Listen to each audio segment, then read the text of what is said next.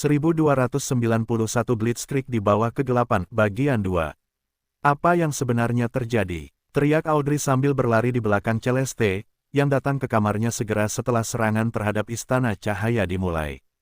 Istana Cahaya sedang diserang, jawab Celeste. Agaknya, ini adalah serangan balik oleh bawahan William setelah Holy Order berulang kali menyerang Kekaisaran Ainsworth. Tapi bagaimana? Bukankah keberadaan Istana Cahaya seharusnya dirahasiakan?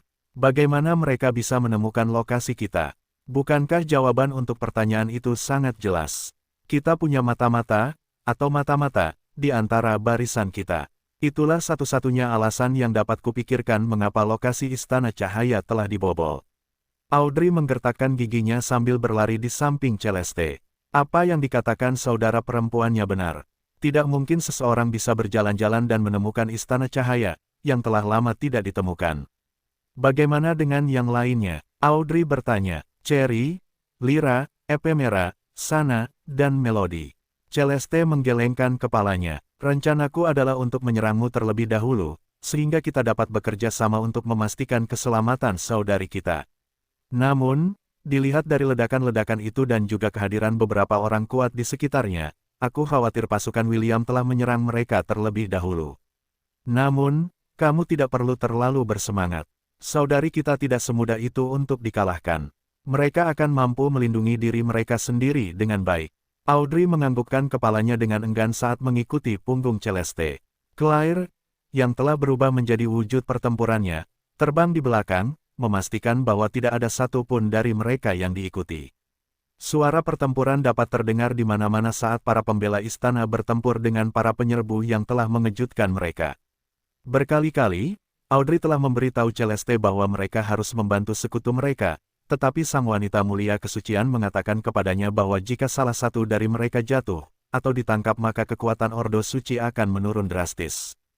Karena itu, Celeste bersikeras agar mereka melarikan diri, alih-alih bertarung, yang membuat Audrey frustrasi. Jauh di dalam hatinya, dia setuju dengan alasan Celeste, tetapi mengetahui bahwa sekutu mereka sedang sekarat di sekitar mereka membuatnya tidak dapat menerima situasi saat ini. Jika bukan karena fakta bahwa Claire telah mendorongnya dari belakang agar tidak berbalik, Audrey mungkin telah bergabung dalam pertarungan dan membantu sekutu mereka mendorong musuh kembali. Setelah berbelok ke kanan, ketiga wanita itu berhenti total ketika mereka melihat sucubus cantik, yang tampak persis seperti Celeste, menghalangi jalan mereka. Kakao, Audrey menunjuk Chloe, yang telah memutuskan untuk tetap tinggal di dunia Hestia pada menit terakhir, dan tidak menemani William ke dunia bawah. Apa yang kau lakukan di sini, pengkhianat? Pengkhianat, jawab Chloe. Yah, kurasa kau memang bisa memanggilku begitu. Audrey melotot ke arah familiar yang dulu selalu berada di samping Celeste. Kenapa kau menyerang kami? Apa tujuanmu? Kenapa? Chloe mendengus. Kami hanya mengurus urusan kami sendiri dan hidup damai, tetapi faksimu terus menyerang kami hampir setiap hari dan kau bertanya kenapa. William tidak ingin melawan Holy Order-mu yang bodoh, tetapi kalian terus mengganggu kami hari demi hari. Bahkan sekarang, pausmu telah melancarkan serangan kilat untuk menangkap, dan bahkan membunuh, master kami yang terkasih. Katakan padaku, siapa orang jahat sebenarnya di sini? Audrey menggertakkan giginya karena dia tidak bisa membantah kata-kata Chloe. Meskipun Paus tidak memasukkan 7 kebajikan dalam rencananya untuk menyerang Kekaisaran Ainsworth. Faktanya tetap saja bahwa organisasi mereka telah melakukan ekspedisi hukuman terhadap mereka yang menjaga perbatasan wilayah William. Melihat bahwa dia tetap diam, Chloe tersenyum dan menyilangkan lengannya di dadanya. Juga, untuk menjawab pertanyaanmu yang lain, kami datang ke sini untuk kalian para gadis, kata Chloe nakal. Jadi, kenapa kalian tidak patuh saja ikut dengan kami? Jika kalian melakukannya, aku berjanji bahwa kami akan menahan diri untuk membunuh sekutu kalian, dan langsung membuat mereka pingsan. Audrey mengambil posisi bertarung. Dia tahu bahwa tidak ada jalan keluar lain dari kekacauan ini, jadi dia mempersiapkan diri untuk melawan familiar milik Celeste, yang memiliki kekuatan luar biasa, membuatnya, yang juga pandai bertarung, merasa tertekan. Apa menurutmu kami akan percaya padaku? Sebelum Audrey sempat menyelesaikan kata-katanya, dia merasakan sakit yang menusuk di bagian belakang kepalanya, membuatnya jatuh ke tanah, menjatuhkan pedang di tangannya. Kenapa? Dengan susah payah, Audrey menoleh untuk melihat ke belakangnya. Dia tidak percaya bahwa Claire, yang merupakan familiar milik Celeste, akan menyerangnya secara diam-diam. Untuk mencegah jatuhnya korban yang tidak perlu, jawab Claire sebelum mengalihkan pandangannya ke saudara kembarnya, yang berdiri di depannya sambil tersenyum. Kau akan menepati janjimu, kan? Chloe mengangguk. Sejak awal, kami belum membunuh satu orang pun di istana. Kami hanya melumpuhkan mereka. Celeste mendesah lega, sementara Claire menganggukkan kepalanya. Ayo, jawab Chloe sambil berbalik. Para dewa semu yang termasuk dalam ordomu akan segera datang. Seolah menunggu saat itu, seberkas cahaya melewati mereka berempat. Sesaat kemudian, Chloe, Celeste, Claire, dan Audrey menghilang dari lorong. Mereka diteleportasi ke lantai Asgard, tempat para bawahan William sudah menunggu kedatangan mereka. Celeste melirik ke arah ranjang kecil tempat seorang gadis kecil sedang tidur. Dia tidak diikat atau apapun, tetapi dia mengenakan gelang hitam di pergelangan tangannya. Kerja bagus, kata Nisa kepada Chloe sebelum mengalihkan perhatiannya ke Celeste, dan Audrey yang tak sadarkan diri yang sedang digendong Claire. Pakaikan gelang itu padanya. Owen mengambil dua gelang dari cincin penyimpanannya dan dengan santai memasangkannya ke pergelangan tangan Audrey. Gelang-gelang ini ditempa oleh kekuatan kegelapan, mencegah siapapun menggunakan keilahian mereka. Hanya mereka yang memiliki kekuatan kegelapan yang dapat menggunakan kekuatan mereka saat mengenakan gelang-gelang ini. Gelang-gelang ini bahkan meningkatkan kekuatan dan jangkauan kekuatan mereka. Haruskah aku memakainya juga? Tanya Celeste. Nisa terkekeh. Meskipun wajahnya tidak terlihat karena dia mengenakan kerudung, semua orang di sekitarnya dapat melihat bahwa dia pasti sedang menunjukkan ekspresi yang sangat geli saat ini. 1292 Blitzkrieg di balik kegelapan bagian 3. Kau adalah kolaborator kami, mengapa kami harus membelenggumu? Jawab Nisa. Kami jahat, tapi tidak seburuk itu. Seperti yang dikatakan Nisa sebelum mereka menyerang Istana Cahaya, mereka telah membuat persiapan. Chloe telah berbicara dengan Celeste melalui koneksi yang mereka miliki, dan membocorkan kepadanya rencana Paus untuk menyerang Kekaisaran Ainsworth. Ia juga mengatakan bahwa mereka berencana untuk melancarkan serangan balik dan menyusup ke Istana Cahaya saat para pejuang terkuat mereka sedang pergi. Chloe meminta kerja sama Celeste untuk membawa Audrey kepadanya, sehingga ia dapat membawanya kembali ke lantai Asgard. Tentu saja, Celeste tidak berkewajiban untuk menyetujui rencana Chloe. Wanita mulia kesucian itu dapat membocorkan strategi familiarnya kepada Paus dan membiarkan wanita tua itu membuat jebakan untuk pasukan William, tetapi ia tidak melakukannya. Alasannya sederhana. Chloe mengatakan kepadanya bahwa William pergi ke dunia bawah untuk menyelamatkan istri-istrinya, serta saudara perempuannya yang sedang hamil, Celine, untuk membawa mereka kembali ke dunia Hestia. Penemuan ini membuat Celeste berubah pikiran. Sebenarnya, dia sudah lelah dengan perang. Setelah Felix dan Ahriman dikalahkan, dia percaya bahwa gereja seharusnya berhenti saat itu juga. Namun, setelah Paus memperoleh bantuan dari dewa-dewa palsu, dia menjadi terlalu serakah. Alih-alih menenangkan dan membantu orang-orang yang telah kehilangan rumah dan orang-orang terkasih mereka karena pewaris kegelapan, dan dewa yang dia layani, Paus mengambil kesempatan ini untuk mendapatkan wilayah yang luas bagi organisasinya. Tindakan ini membuat Celeste sangat kesal, dan sejak saat itu, dia sudah memiliki gagasan untuk meninggalkan Istana Cahaya. Dia menolak untuk digunakan sebagai alat untuk memajukan ambisi Paus. Namun, sebelum Chloe dapat melakukannya, Chloe telah menghubunginya dan memberitahunya tentang rencana Paus untuk menangkap, dan mungkin membunuh, William untuk mendapatkan Kekaisaran Ainsworth, serta menaklukkan benua iblis. Hanya Half-Elf yang menghalangi jalan Paus. Bahkan para raja dan kaisar benua tengah tidak memiliki kekuatan untuk menghentikan Ordo Suci Cahaya setelah Pangeran Kegelapan disingkirkan. Bagi mereka, kehadiran William menciptakan perlawanan yang sempurna untuk ambisi Paus dan menahannya. Karena alasan ini, mereka menolak untuk mengirim orang, atau memberikan Ordo Suci sumber daya apapun yang akan membantu mereka mengatasi garis pertahanan pertama, dan terakhir, yang menghalangi jalan Paus untuk menaklukkan dunia. Apa yang akan terjadi pada saudara perempuanku? Tanya Celeste. Yah, William tidak ada di sini, jadi mereka tidak akan menjadi mainannya, setidaknya untuk saat ini, jawab Nisa. Lagi pula, kau sudah tahu bahwa dia bukan orang seperti itu. Kau adalah wanita yang sangat cantik, dan pengantin kegelapannya, tapi, apakah dia pernah membuatmu merasa seolah-olah hidup dan kesucianmu dalam bahaya? Nisa terkekeh sebelum melirik kedua gadis yang tak sadarkan diri yang kini telah diikat oleh gelang kegelapan. Secantik apapun dirimu dan saudara perempuanmu, itu tidak cukup untuk menarik perhatian Tuhan kita untuk membawa kalian ke kamar tidurnya.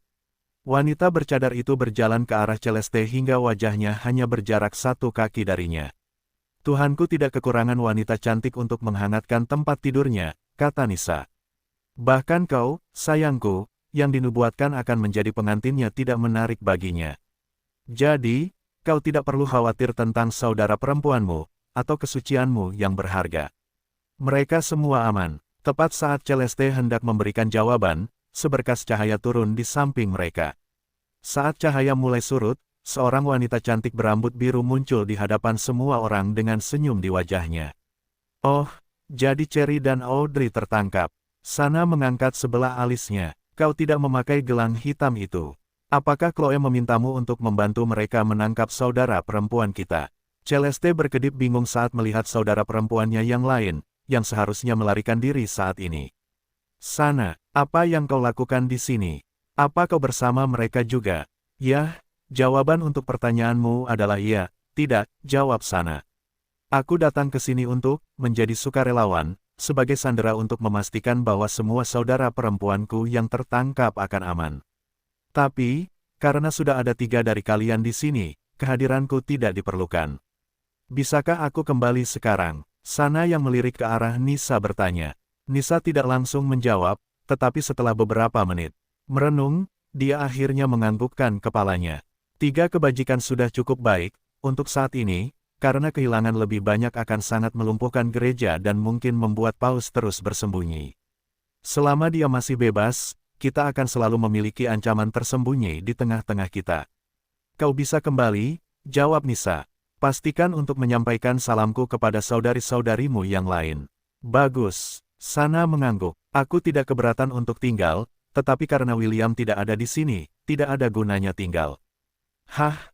Aku masih membutuhkan beberapa kredit untuk membeli lebih banyak pakaian. Kapan dia akan kembali? Nisa mengangkat bahu. Dia tidak tahu kapan William akan kembali. Satu-satunya hal yang diminta Half-Elf darinya adalah menjaga wilayah kekuasaannya, dan memastikan Paus mendapat pukulan yang keras jika dia bertindak berlebihan, saat dia pergi. Jaga saudari-saudari kita untuk kami, Celeste, kata Sana. Aku akan mampir lagi begitu William kembali. Sampai saat itu, jaga dirimu baik-baik. Si cantik berambut biru melambaikan tangannya ke arah Celeste dengan nakal sebelum menghilang dari lantai Asgard. Celeste tidak terlalu terkejut dengan hasil ini karena familiarnya, Claire, telah menceritakan kepadanya hal-hal yang dilihatnya ketika dia pergi mengikuti Cherry, setelah gadis kecil itu meninggalkan Istana Cahaya untuk mencari jejak saudara perempuannya di benua tengah. Dia hanya tidak tahu bahwa bahkan Sana, yang dia pikir paling berkepala dingin di antara mereka, dan tidak memiliki tanda lambang William di rahimnya, akan mendukung rencana bawahan William untuk menyerang Istana Cahaya. Dengan kekuatannya, Celeste telah lama mengetahui siapa di antara saudara perempuannya yang telah menjadi kekasih rahasia William. Karena Sana masih seorang gadis suci, dia pikir dia masih menganggap Half-Elf sebagai musuhnya, tetapi bertentangan dengan apa yang dia duga, tampaknya si cantik berambut biru telah bergabung dengannya bahkan sebelum dia kembali ke Istana Cahaya.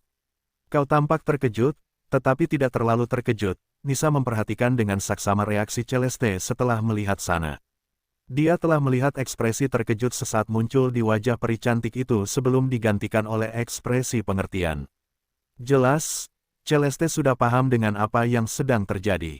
Celeste tidak membalas komentar Nisa karena dia tahu Nisa tidak mengharapkan klarifikasi. Satu-satunya hal yang ada di pikirannya saat ini adalah, apa sekarang? Seolah bisa membaca pikirannya, Nisa melambaikan tangannya dan proyeksi Istana Cahaya muncul di depannya. Meskipun banyak pekerjaan, kami menepati janji, kata Nisa saat gambar-gambar tentang apa yang terjadi di dalam Istana Cahaya muncul dalam proyeksi. Kami tidak membunuh siapapun, dan hanya membuat mereka pingsan. Saat ini, semua pasukan kami sedang ditarik keluar dari Istana Cahaya.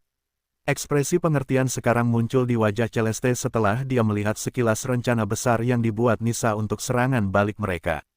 Begitu, komentar Celeste. Jadi, kau berencana untuk mengambil para virtues yang tidak berada di pihak William, dan meninggalkan mereka yang berada di pihaknya di Istana Cahaya. Melakukan hal itu akan memungkinkanmu untuk memiliki sandera, serta mata-mata di dalam lingkaran dalamnya.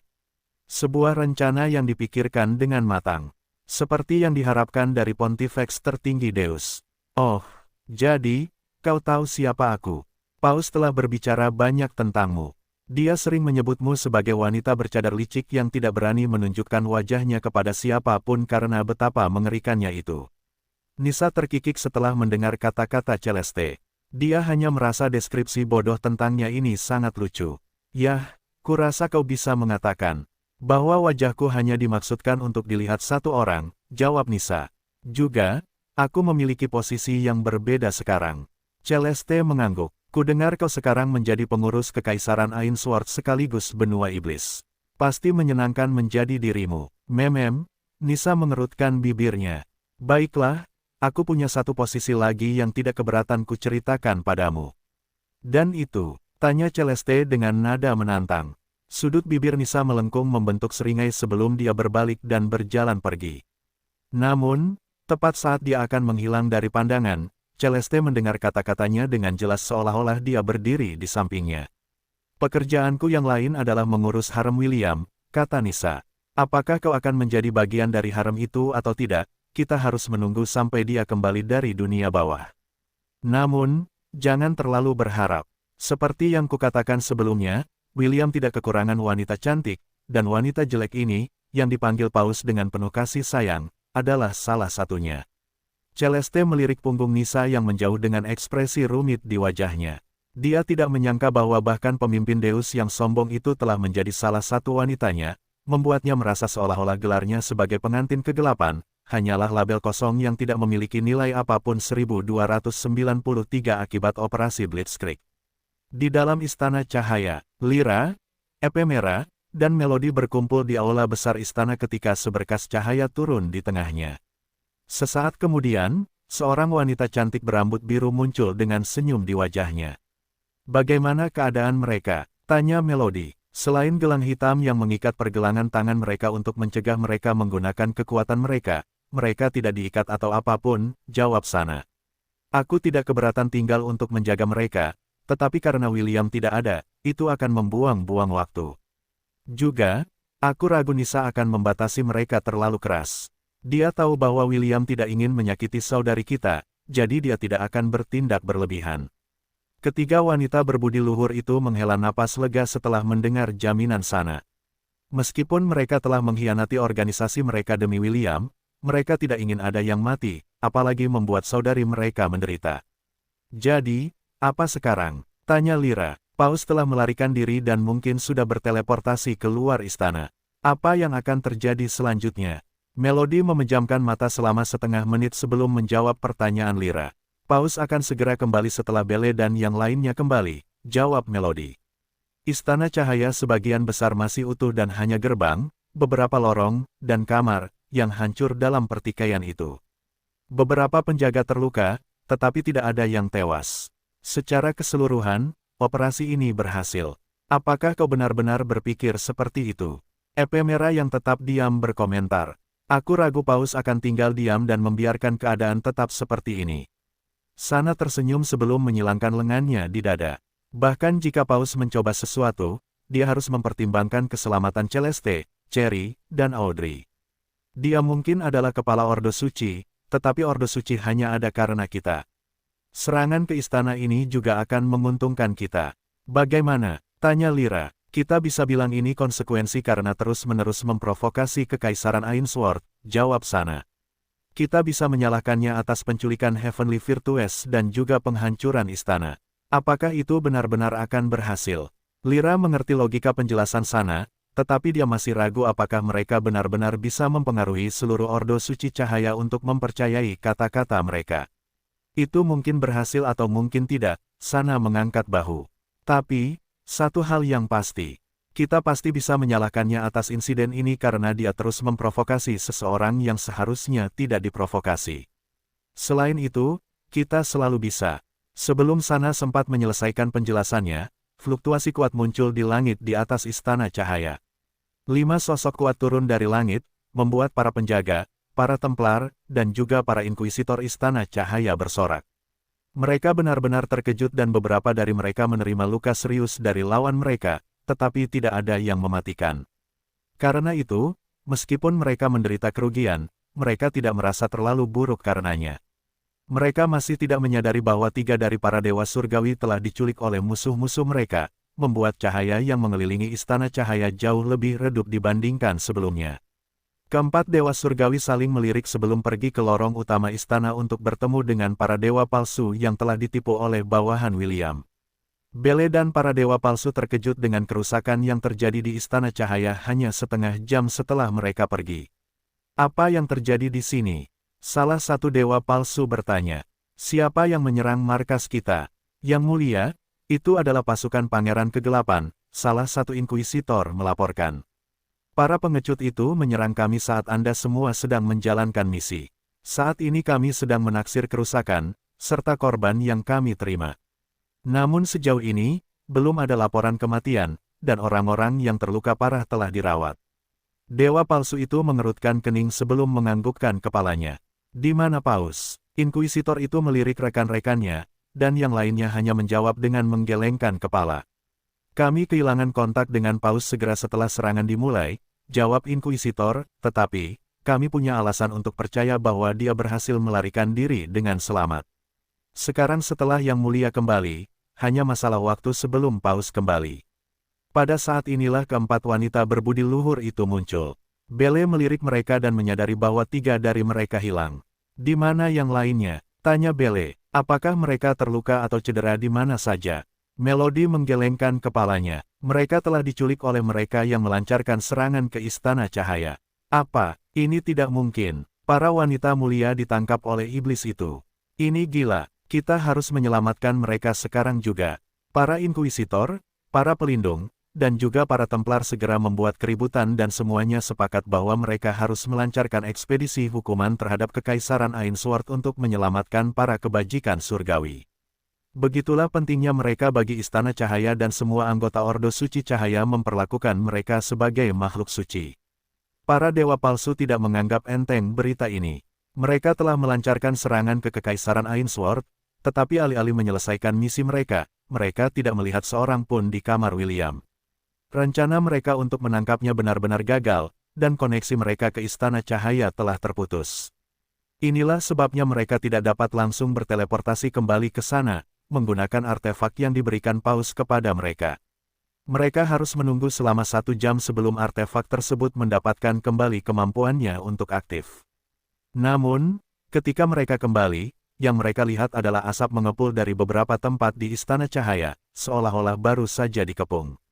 Mereka tidak bodoh dan langsung mengerti bahwa pada saat yang sama mereka menjalankan misi mereka, beberapa rubah telah memasuki kandang ayam dan mencuri beberapa ekor ayam saat mereka pergi.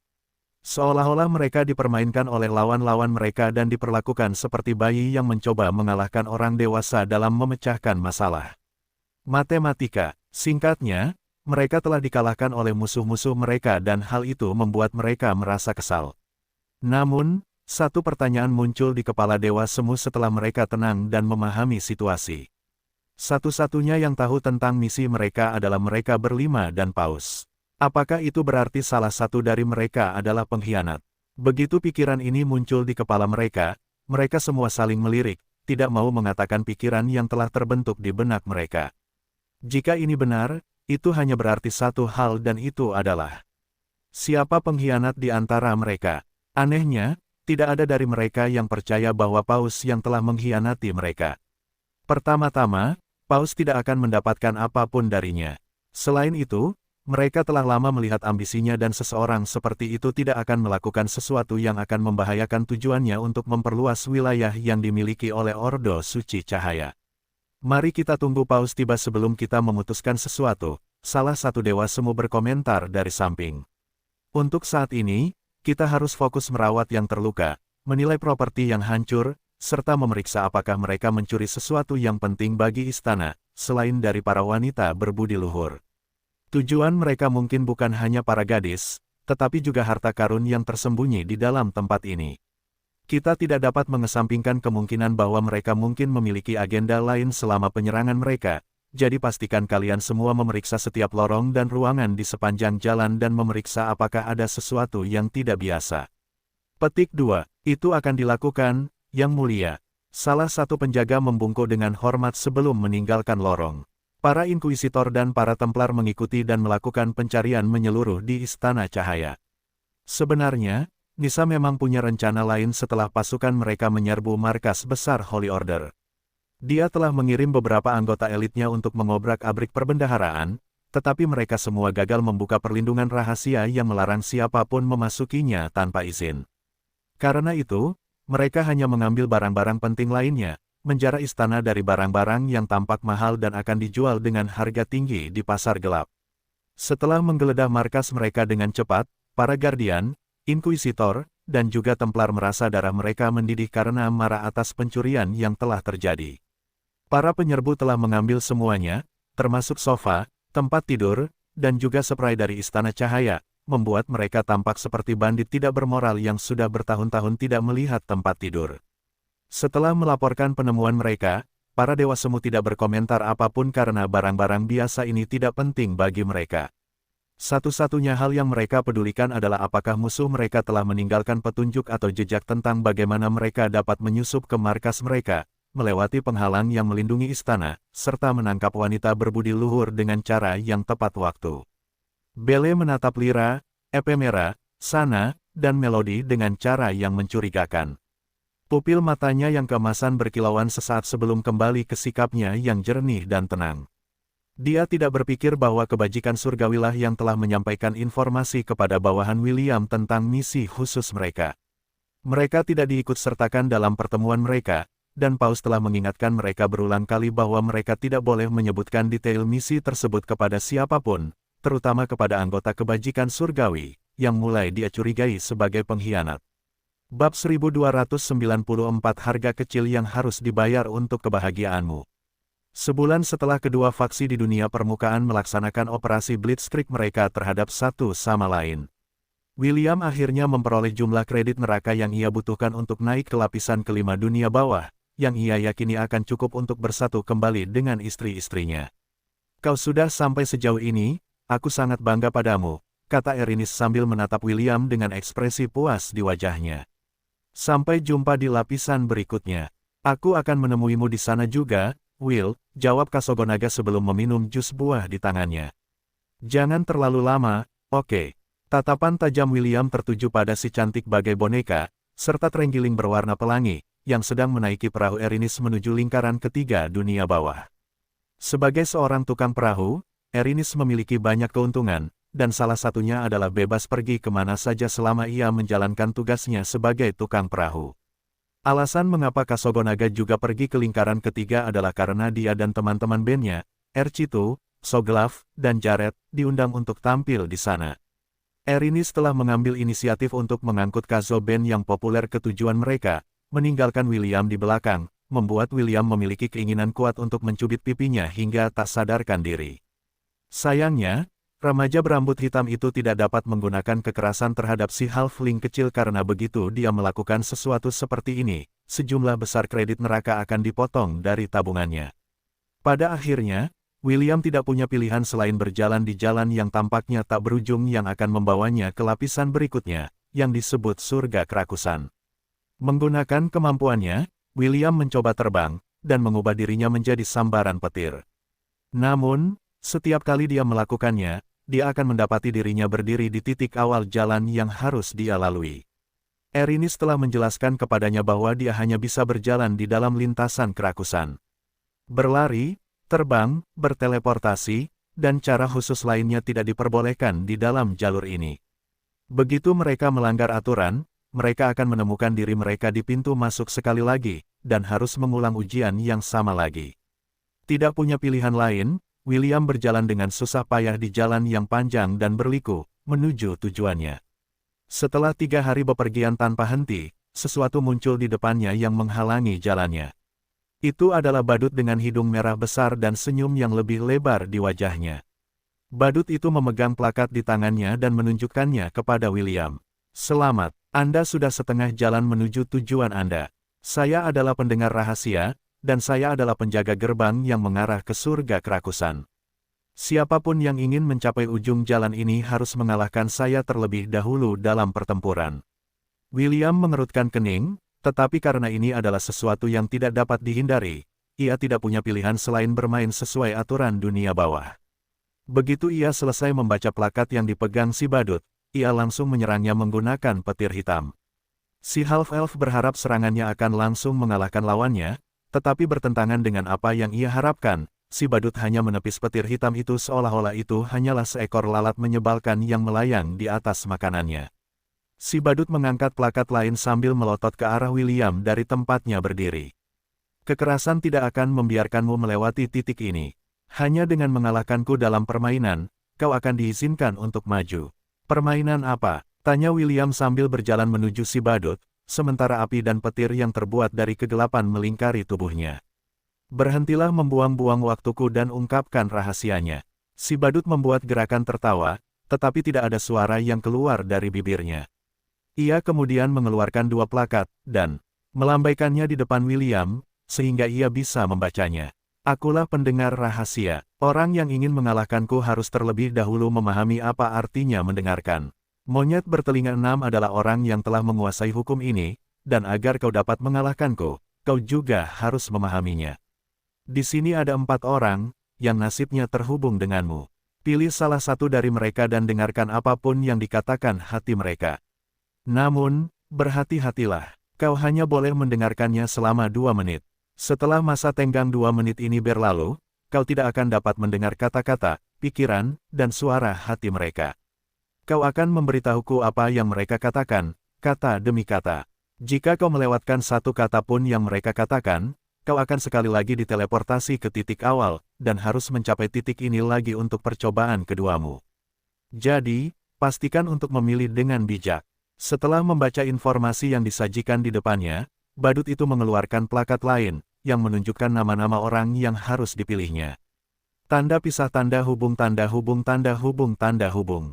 Chloe, Nisa, Melody, Belle, tanda pisah tanda hubung tanda hubung tanda hubung tanda hubung. Half-elf itu mengangkat alisnya setelah melihat daftar nama di depannya. Biar aku perjelas dulu, kata William.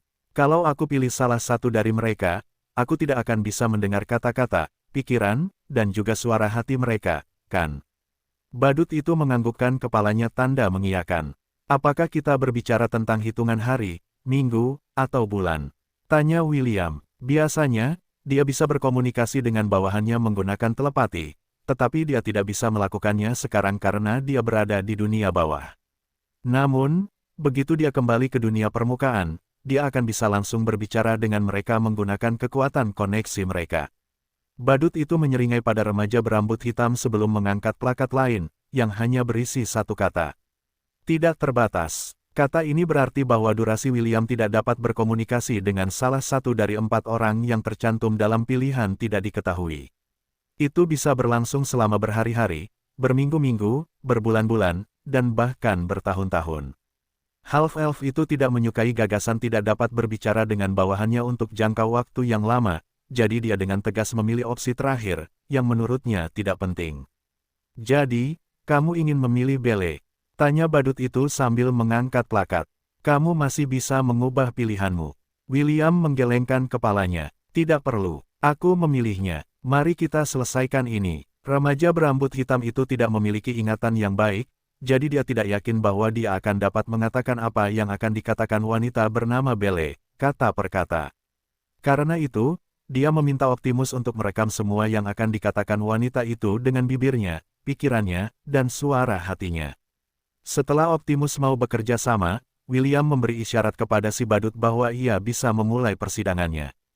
Seolah-olah menganggap seluruh skenario ini menarik, si badut sekali lagi terkekeh tanpa mengeluarkan suara apapun.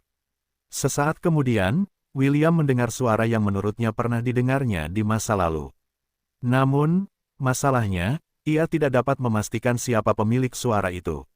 Optimus, yang dimintai bantuan oleh William, hanya mengatakan kepadanya bahwa ia tidak memiliki cukup data untuk menebak siapa pemilik suara itu. Tentu saja, sistem tahu siapa wanita itu, tetapi karena pembatasan tertentu yang diberlakukan padanya, identitas sebenarnya dari nama keempat dalam daftar itu tetap menjadi rahasia. William mendengarkan pikiran wanita itu, dan terkejut bahwa wanita itu memikirkannya. Tanda pisah. Paus telah kembali ke Istana Cahaya, dan semuanya telah mereda sebentar, pikir Belle. Kita tidak lagi diperintahkan untuk menyerang Kekaisaran Ainsworth karena ketiga wanita berbudi luhur disandera oleh pasukan William. William, yang awalnya hanya mendengarkan, merasa bingung dengan informasi yang diperolehnya dalam waktu kurang dari 1 menit setelah mendengarkan pikiran Belle. Juga, 3 dari 4 wanita berbudi luhur yang masih tinggal di Istana Cahaya memiliki tandanya di rahim mereka. Bajingan itu, aku menyuruhnya untuk hanya memiliki 9 istri, dan dia pergi dan bercinta dengan wanita di kiri dan kanan. Cherry benar, dia adalah iblis yang menodai setiap gadis cantik yang dia lihat. William tiba-tiba merasakan geli menjalar di tulang belakangnya, setelah mendengar keluhan Belle. Meskipun dia tidak tahu siapa dia, cara dia berbicara membuatnya merasa seolah-olah dia seharusnya sudah mengenalnya dalam jangka waktu yang lama. Namun, tidak peduli seberapa keras William mencoba mencocokkan suaranya dengan wajah, dia hanya mendapat jawaban kosong. Aku selalu melihat William palsu setiap kali aku menatap wilayah kekuasaannya, membuatku bertanya-tanya apakah sesuatu telah terjadi padanya. Tapi, aku tidak akan tertipu. Jika saatnya tiba, aku akan membuatnya memberiku penjelasan yang tepat atas pelanggaran janjinya. Si peri setengah terkutuk itu. Aku akan memastikan untuk mencabut telinganya saat aku melihatnya lagi. William berkedip bingung setelah mendengar kata-kata Belle. Janji, janji apa? Aku bahkan tidak mengenalmu. Itulah kata-kata yang muncul di benak William saat dia terus mendengarkan wanita bernama Belle, yang tampaknya bersikeras membuatnya tidur di lantai, dan memberinya penjelasan atas semua yang telah dia lakukan. Siapa sebenarnya orang aneh ini? Pikir William, mengapa dia mengutukku? Setelah memutar otak untuk mendapatkan jawaban, peri setengah itu memutuskan untuk terus mendengarkan apa yang dikatakannya. Namun, semakin dia mendengarkan, semakin banyak keluhan yang bisa dia dengar dari hatinya, membuatnya sangat penasaran tentang siapa sebenarnya wanita itu. Waktunya habis. Badut itu mengangkat plakat dan menempelkannya di wajah William, memberitahu dia bahwa sesi menguping selama 2 menit telah berakhir. 5 menit kemudian, William melewati penjaga jalan kerakusan dengan ekspresi bingung di wajahnya. Dia masih belum tahu siapa wanita itu, tetapi satu hal yang pasti. Dia tidak akan mendengar apapun darinya, sampai kebijakan, dilarang bicara dan mendengar, berakhir. Saat badut itu memperhatikan punggung William yang menjauh, tawa pelan lainnya keluar dari bibirnya. Sesaat kemudian, badut itu berubah menjadi kecantikan dunia lain yang mengenakan gaun hitam. Harga kecil yang harus dibayar untuk kebahagiaanmu, Dewi Primordial berkata dengan lembut saat senyum jahat muncul di wajah cantiknya. Aku akan memastikan bahwa kamu tidak akan pernah mendengar kata-katanya lagi. Dewi Primordial kegelapan tidak tahu bagaimana Belle muncul di Hestia. Dia bisa tahu bahwa seseorang memanipulasi sesuatu dari belakang, tetapi dia tidak dapat menemukan petunjuk apapun tentang bagaimana ini bisa terjadi. Meski begitu, selama dia bisa memastikan bahwa William tidak akan bisa mendengarkannya, tujuan yang ada dalam benaknya tidak akan berubah. Kegelapan tidak bisa mengusir kegelapan, hanya cahaya yang bisa melakukannya, gumam Dewi Primordial.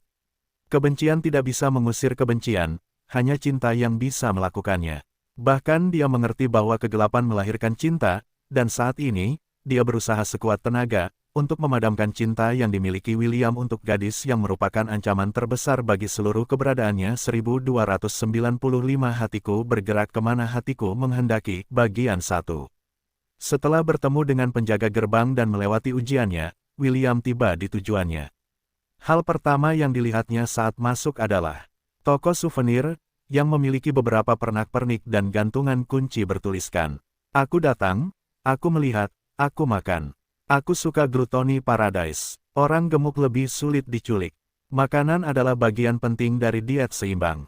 Saat terdampar di pulau terpencil, orang kurus akan mati lebih dulu sebelum yang gemuk.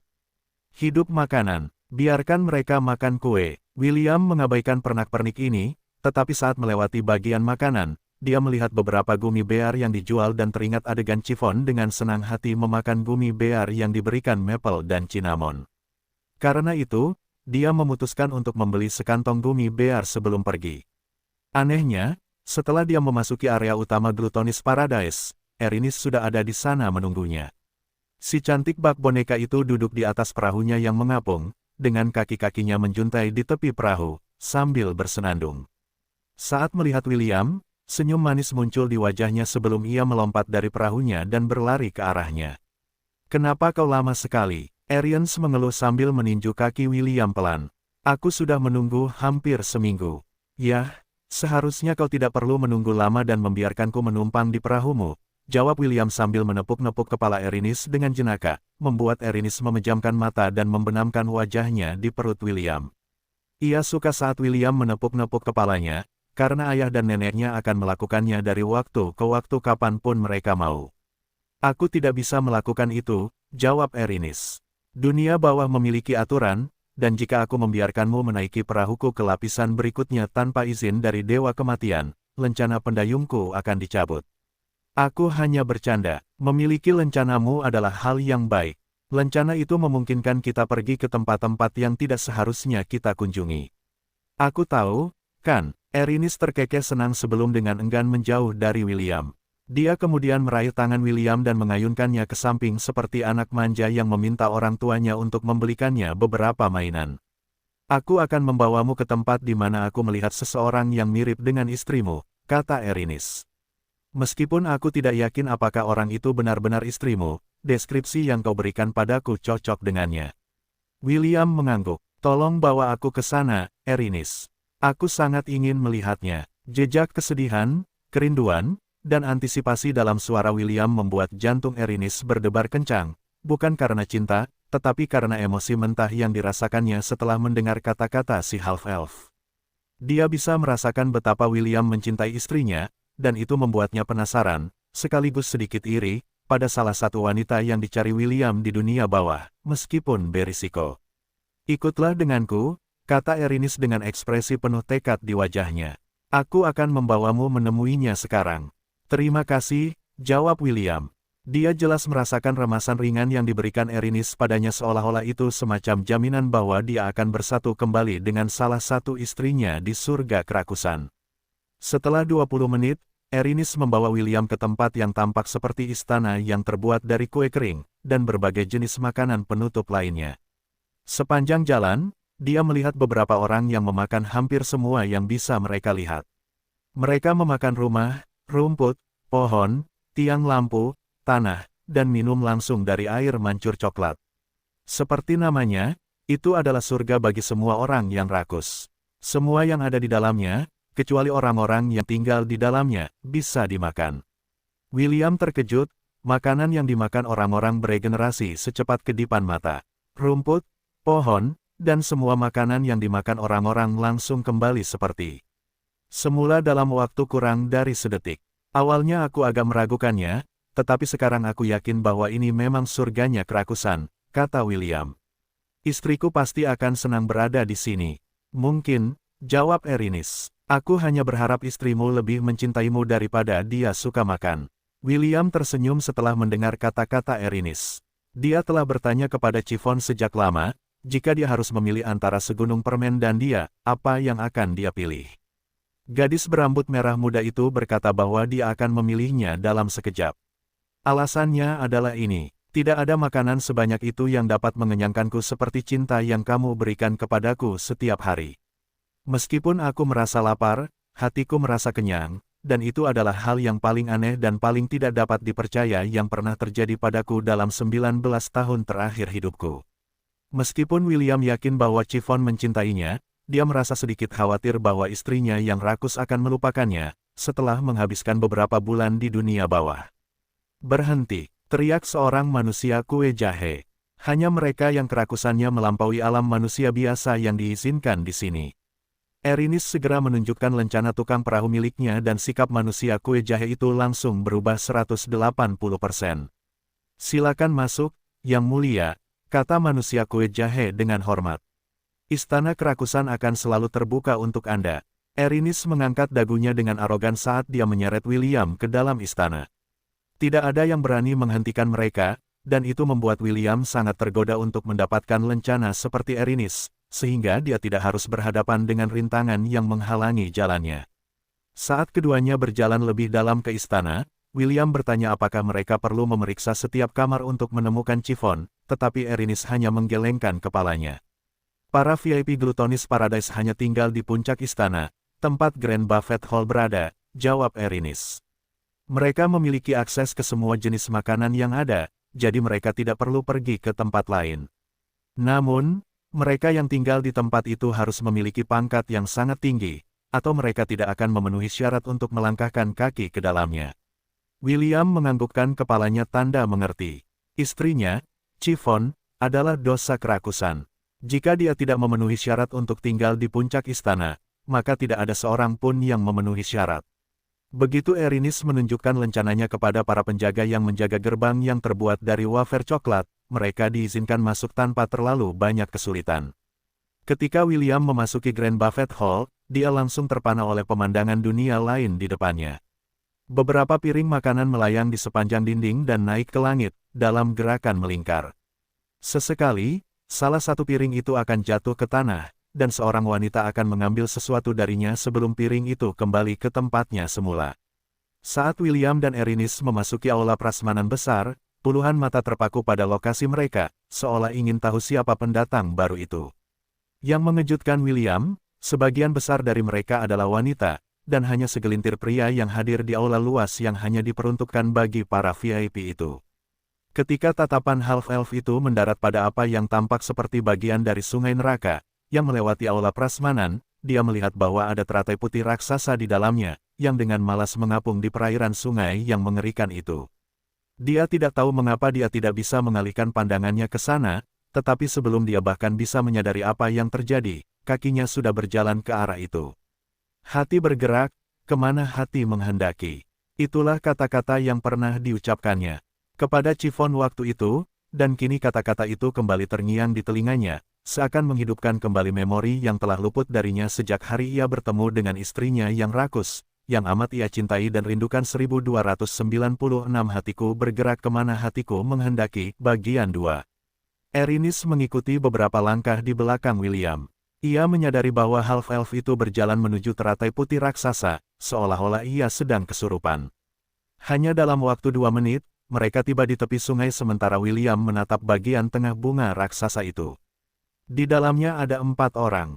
3 gadis berambut merah muda dan seorang wanita berambut coklat yang sangat gemuk, yang saat ini sedang berbaring sambil diberi makan oleh 2 gadis berambut merah muda yang berada di dalam teratai putih. Gadis ketiga, yang rambutnya yang panjang dan merah muda, terurai hingga pinggangnya, melirik ke arah William. Seketika, ia menjatuhkan apel manisan di tangannya sebelum melompat dari bunga raksasa itu dengan air mata mengalir di sisi wajahnya yang halus. "Will!" teriak Chiffon keras. Teriakannya membuat semua orang yang mengamati kedua pendatang baru itu menatapnya dengan penuh minat karena mereka tidak menyangka bahwa remaja berambut hitam itu adalah salah satu super VIP yang saat ini menginap di aula prasmanan besar Glutoni. William merentangkan tangannya lebar-lebar dan menangkap gadis berambut merah muda itu dalam pelukannya dan mengayunkannya 2 kali sebelum memeluknya dengan sangat erat. Chiffon memeluknya kembali, dan meskipun pelukan William membuatnya merasa seolah-olah tulang-tulangnya patah, dia tidak mengeluh. Sebaliknya, dia menirunya dan memeluknya erat juga. Keduanya tetap berpelukan untuk waktu yang sangat lama. Sesaat kemudian, William mundur dan menundukkan kepalanya untuk mencium bibir Chiffon. Keduanya berciuman sekali lalu 2 kali lalu 3 kali berturut-turut dengan cepat sebelum menempelkan bibir mereka bersama untuk satu ciuman manis, dan sangat lama, yang membuat mereka yang juga berada di dalam aula prasmanan besar bersiul, dan bersorak karena ini adalah sesuatu yang tidak mereka lihat setiap hari. Erinis yang telah menghabiskan banyak waktu dengan William, dapat melihat, dan merasakan, betapa bahagianya half-elf itu. Membuatnya merasa bahagia, dan bangga pada dirinya sendiri, karena telah membantunya bersatu kembali dengan salah satu wanita yang sangat penting dalam hidupnya. Maple juga ingin dicium, Cinnamon juga ingin dicium. Sudah, jangan ganggu mereka, kata Adepagia sambil dengan penuh kasih menepuk kepala kedua gadis kecil yang baru saja memberinya permen gummi bear. Kalian bisa meminta pelukan dan ciuman nanti. Aku yakin William akan dengan senang hati memberimu apa yang kalian inginkan.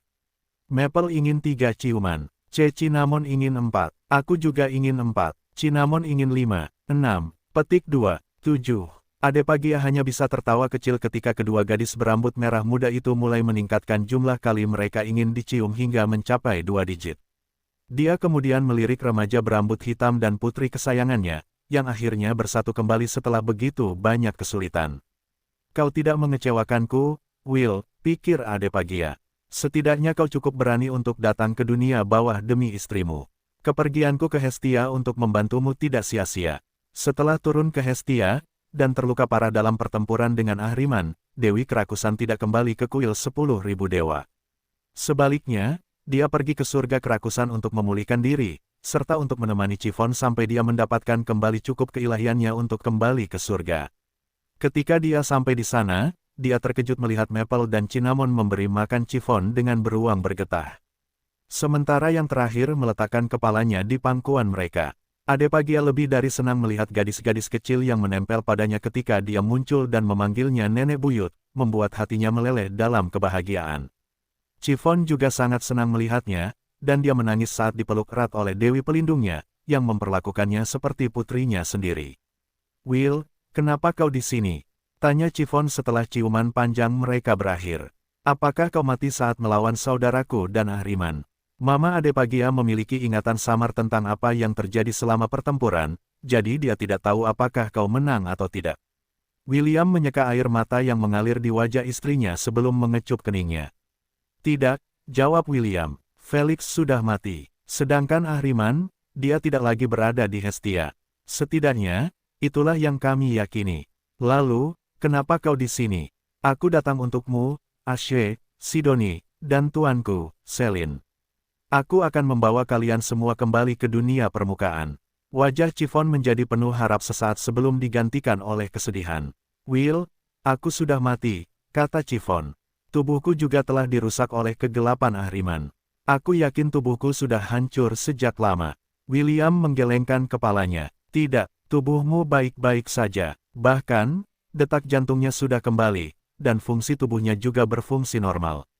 Yang harus kulakukan adalah mengembalikan jiwamu ke tubuhmu dan kau akan menjadi seperti baru.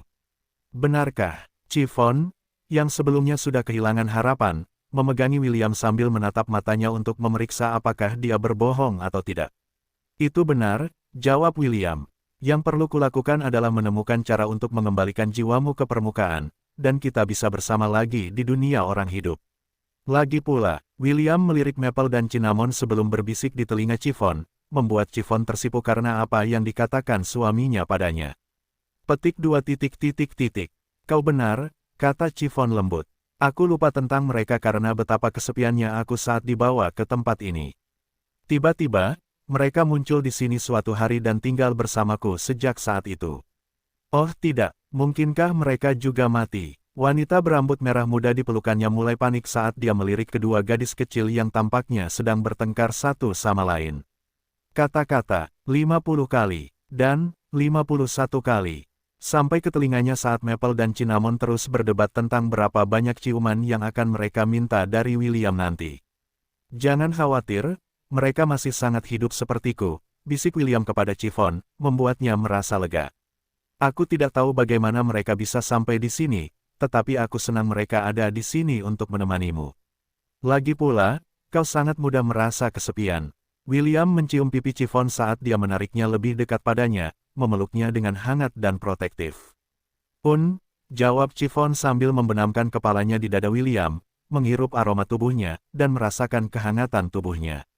Bagaimana kau tahu aku di sini? Tanya Chiffon. William tersenyum sebelum mencium kepalanya. Hatiku bergerak kemana hatiku mau, itulah yang ingin kukatakan, tetapi aku mendapat bantuan.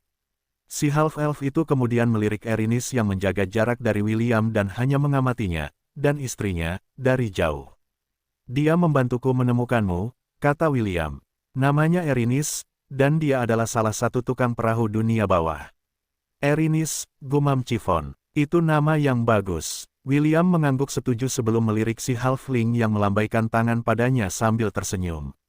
Si half-elf tahu bahwa tanpa bantuan Erinis, dia mungkin akan mengalami masa-masa sulit di dunia bawah, dan proses untuk bersatu kembali dengan istri-istrinya akan memakan waktu lebih lama. Dari yang dia duga, untungnya, dia ada di sana, dan itu memungkinkan William untuk menemukan istri-istrinya lebih cepat. Di sisi lain, Chiffon menatap Erinis seolah-olah sedang berpikir keras. Ketika Dewa Kematian membawanya ke surga kerakusan, dia samar-samar mengingat kehadiran seorang halfling yang berada di perahu yang sama dengannya, Ashe, dan Putri Sidoni. Dia tidak tahu apakah orang itu adalah Erinis atau bukan, tetapi jika dia benar, Chiffon hanya bisa merasa bersyukur kepadanya, yang telah membawa suaminya ke surga kerakusan sehingga dia bisa bersatu kembali dengannya sekali lagi. 1297 Ada ruang untuk negosiasi, benar. Di mana Will? Tanya Maple. Di mana Ma? Chiffon? Tanya Cinnamon. Kedua gadis itu duduk di pangkuan Adepagia, dan menatapnya dengan wajah cemberut, dan Dewi Gemuk itu hanya bisa terkekeh sambil mencubit pipi mereka. Will dan Chiffon sedang makan bersama, jawab Adepagia. Kita tidak boleh mengganggu mereka. Jawabannya langsung membuat cemberut di wajah kedua gadis cantik itu semakin dalam. Mereka kemudian mengangkat bibir mereka yang menggemaskan sebagai protes atas ketidakadilan situasi tersebut. Aku juga ingin makan bersama mereka. Cinnamon ingin makan bersama. Setelah William mencium pipi Maple dan Cinnamon masing-masing 100 kali, half-elf itu menggendong Chiffon seperti seorang putri dan menghilang di suatu tempat di Istana Kerakusan. Adepagia diam-diam telah memberikan William kunci ruang super VIP di kastil itu, sehingga tidak ada yang akan mengganggu mereka saat mereka saling memakan. Adepagia menggelengkan kepalanya dengan kuat sambil mencoba menghibur kedua gadis yang cemberut itu, yang sangat disayanginya. Jangan khawatir, William tidak akan pergi kemanapun dalam waktu dekat. Bagaimana kalau begini, saat dia kembali, kalian harus memintanya untuk menyuapi kalian berdua kue. Maple suka kue coklat. Cinnamon suka kue keju. Dewi Kerakusan menganggukkan kepalanya sambil menyisir rambut kedua gadis itu dengan senyum lebar di wajahnya. Bagus, Adepagia mengangguk. Kami tidak akan melepaskannya sampai dia menyuapi kalian berdua kue saat dia kembali. Ya, Adepagia terkekeh sambil memeluk erat kedua gadis kecil yang menggemaskan itu, dan keduanya pun membalas pelukannya. Dewi Gemuk itu kemudian melirik ke arah menara tertinggi istana dan menyeringai. Dia yakin bahwa setelah berpisah begitu lama, putrinya yang berambut merah muda itu pasti akan memakan William, sampai dia kenyang. Tanda pisah tanda hubung tanda hubung tanda hubung. Penyangkalan, adegan R18 kecil. Anda tahu aturannya. William meletakkan tangan kanannya di atas kepala Chiffon, sementara yang terakhir dengan penuh kasih mencium, menjilat, dan menggigitinya, dengan bibirnya yang lembut dan merah muda. Awalnya dia mulai dengan jilatan lambat dan panjang dari atas ke bawah, seolah-olah menikmati makanan favoritnya di dunia. Mungkin karena betapa dia merindukannya, William merasa seolah-olah lidah kecilnya mengirimkan sengatan listrik ke seluruh tubuhnya, membuatnya menggigil karena betapa nikmatnya rasanya. Setelah penyiksaan yang lama dan lambat itu, Chiffon mulai memberinya ciuman Prancis, membuat half-elf itu menutup matanya untuk menikmati kesenangan yang dibawa istrinya. Dia bisa merasakan bahwa Chiffon sangat merindukannya, dan dia melakukan yang terbaik untuk melakukannya dengan perlahan, alih-alih menjadi satu dengannya sejak awal. Itu seperti seorang pecinta makanan yang mencicipi makanan pembuka terlebih dahulu sebelum beralih ke hidangan utama, untuk meningkatkan antisipasi yang akan dibawa oleh hidangan utama. Sesaat kemudian, dia mempercepat langkahnya, dan mengambil milik William di dalam mulutnya. Ketika Chiffon masih hidup, dia sangat ingin menyenangkan William sehingga dia bertanya kepada Putri Sidoni tentang cara membuat suami mereka merasa senang. Tentu saja, putri yang menggoda itu memutuskan untuk mengajari gadis berambut merah muda itu seni bercinta. Dia membuat William hanya duduk di sofa, sementara dia menunjukkan bagaimana melakukannya. Sebagai dosa kerakusan, tidak seorang pun, bahkan dosa nafsu, dapat menggunakan bibir dan mulutnya sehebat yang bisa dilakukan Chiffon. Karena itu, di antara istri-istrinya, Chiffon membuat William merasa seolah-olah jiwanya meninggalkan tubuhnya setiap kali dia masuk ke dalam bibirnya yang lembut dan halus. Mungkin sensasi ini juga disebabkan oleh sedikit rasa takut bahwa Chiffon mungkin akan terbawa suasana dan benar-benar memakan Little William, membuat half-elf itu merasa seolah-olah hidupnya selalu dipertaruhkan setiap kali gadis berambut merah muda itu memutuskan untuk membuatnya merasa senang dengan memberinya felatio paling nikmat yang pernah dia alami dalam hidupnya. Sebuah letupan kecil terdengar saat Chiffon menarik diri, membiarkan kejantanan William, yang berkilau karena air liurnya, berdiri tegak di depan wajahnya. Tidak, kata Chiffon lembut sebelum melonggarkan gaunnya, membuatnya jatuh ke lantai. Aku tidak ingin kau melepaskannya di mulutku. Aku ingin kau di dalamku. Aku sangat merindukanmu, Will. Seolah-olah akal sehatnya yang terakhir telah putus, William segera mengangkat gadis berambut merah muda itu dan membiarkannya perlahan-lahan mengangkanginya. Saat mereka menjadi satu, William sekali lagi merasakan sengatan listrik yang mengalir melalui tubuhnya, saat ujung penisnya menekan pintu masuk rahimnya. Tak lama kemudian, desahan lembut kenikmatan bergema di dalam ruangan saat William menggerakkan pinggulnya untuk membuat istri half-dwarfnya merasa senang. Chiffon menyerahkan dirinya pada gerakan suaminya, dan menempel padanya. Desahan dan erangannya bagaikan alunan musik di telinga remaja berambut hitam itu, membuatnya menggunakan semua keahliannya untuk membuatnya merasa senang. Beberapa menit kemudian, tubuh mereka berdua bergetar saat mereka mencapai klimaks pada saat yang bersamaan. Klimaksnya begitu hebat hingga untuk sesaat, Chiffon lupa di mana dan siapa dia. Di sisi lain, William memeluknya erat saat dia melepaskan setiap tetes esensinya di dalam dirinya, mengisinya sepenuhnya. Keduanya tetap berpelukan selama beberapa menit saat keduanya terengah-engah. Ketika mereka akhirnya mendapatkan kembali ketenangan mereka, keduanya menatap mata satu sama lain sebelum berbagi ciuman yang panjang dan penuh gairah satu sama lain. Ketika ciuman mereka berakhir, keduanya sekali lagi berpelukan, sampai hati mereka berdua dipenuhi dengan cinta satu sama lain. Tanda pisah tanda hubung. Beberapa jam kemudian, Bu, kalian berdua makan tanpa Maple. Cinnamon juga marah. Kami juga ingin makan bersama. William tersenyum sambil memotong sepotong kecil coklat sebelum menyuapi Maple. Aku di sini sekarang, jadi aku akan memastikan kalian berdua makan dengan benar, kata William. Katakan gadis kecil itu memakan sepotong kue coklat yang disuapi William dengan senang hati. Di sisi lain, Cinnamon memperhatikan dengan sabar saat William memotong sepotong kecil kue keju untuk menyuapinya juga. Katakan Cinnamon dengan senang hati memakan kue keju yang diberikan kepadanya, membuat Chiffon, yang duduk di antara kedua gadis kecil itu, tersenyum bahagia. Apakah kuenya enak? Ya, karena kedua gadis kecil yang rakus itu terus meminta lebih banyak jenis kue untuk dimakan, William menghabiskan 1 jam penuh menyuapi mereka kue yang berbeda, sampai kedua gadis itu merasa puas. Tak lama kemudian, keduanya tertidur sambil meletakkan kepala mereka di pangkuan Chiffon, membuatnya tampak seperti seorang kakak perempuan yang sedang mengurus adik-adiknya. Tentu saja, itu hanyalah pandangan orang lain. Namun bagi William, Chiffon, dan Adepagia, pemandangan ini memiliki makna yang sama sekali berbeda. Aku lupa bertanya kepada mereka bagaimana mereka bisa masuk ke dunia bawah, gumam William sambil mengusap kepala gadis-gadis kecil itu dengan lembut. Aku sudah mencoba bertanya kepada mereka sekali, tetapi mereka hanya mengatakan bahwa mereka tahu aku merasa kesepian sehingga mereka memutuskan untuk datang dan berkunjung, jawab Chiffon. Mengenai bagaimana mereka bisa sampai di sini, aku tidak tahu sama sekali karena mereka tidak mau memberitahuku. William dan Chiffon kemudian melirik Adepagia, yang sedang memakan sepiring penuh anggur. Seolah merasakan tatapan mereka, dia mengalihkan perhatiannya kepada mereka dan hanya mengangkat bahu. Aku juga tidak tahu, komentar Adepagia. Namun, apakah itu penting? Aku senang mereka datang ke sini untuk tinggal bersama Chiffon. Dia sangat mudah merasa kesepian. Chiffon tersenyum sembari menepuk-nepuk pipi kedua gadis yang sedang tidur di pangkuannya. Ia memang mudah merasa kesepian, jadi ditemani Maple dan Cinnamon membuatnya melupakan rasa sakit karena berpisah dengan orang yang paling dicintainya dalam hidupnya. Saat sekarat, penyesalannya adalah tidak bisa berada di sisi William hingga ia menghembuskan napas terakhirnya. Itulah hal terakhir yang diingatnya sebelum membuka matanya lagi di dunia bawah, dan mendapati dirinya berpisah dengan Ashe, putri Sidoni, serta Selin, yang telah dibawa ke dunia bawah bersama mereka bertiga. Berapa lama kau berencana untuk tinggal di sini, Will? Tanya Adepagia. Aku tidak berencana pergi sebelum aku bisa membawa semua orang kembali ke Surface World, jawab William.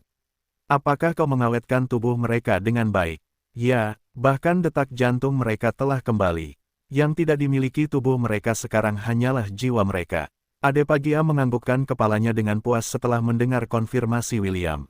Dia kemudian memikirkan cara untuk membantu Half-Elf membawa putrinya kembali ke dunia permukaan, tetapi dia tahu itu tidak akan mudah. Menurutku satu-satunya cara bagimu untuk membawa mereka kembali ke dunia permukaan adalah dengan mendapatkan izin dari Dewa Kematian, jawab Adepagia. Penyebab kematian istrimu agak istimewa, jadi ada ruang untuk negosiasi. Secara teknis, dewa tidak diizinkan untuk membunuh manusia secara langsung karena melanggar hukum dunia.